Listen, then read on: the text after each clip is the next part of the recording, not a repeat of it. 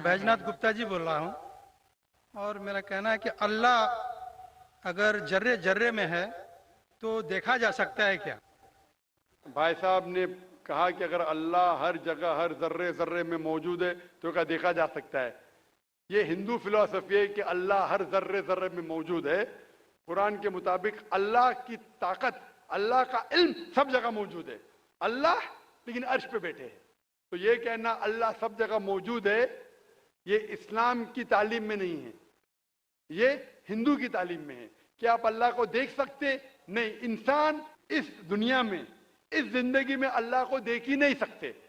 और उसकी मिसाल पेश है कुरान मजीद में, जब मूसा अलैहिस्सलाम अल्लाह सुब्हानहू व तआला से फरमाते क्या मैं आपको देख सकता हूं, तो अल्लाह ताला कहते उनसे कि उस पहाड़ को देखो, मैं मेरी झलक उस पहाड़ को दिखाऊंगा और अब देखो क्या होता है।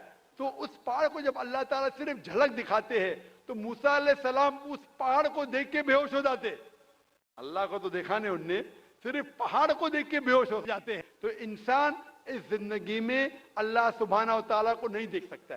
इंशाअल्लाह अगले जिंदगी में इंशाअल्लाह जब हम जन्नत में जाएंगे वहां इंशाअल्लाह हम अल्लाह का वजह देखेंगे। ये कई हदीस में इसका जिक्र है कि हम अल्लाह का चेहरा देखेंगे। इसीलिए हम कोशिश करते हैं कि अल्लाह के अहकामात पे अमल करें, इस दुनिया के इम्तिहान में सफलता पाए, इंशाअल्लाह जन्नत में जाएंगे और वहां अल्लाह का वजह देखेंगे, अल्लाह का चेहरा देखेंगे। Hope the answer the question.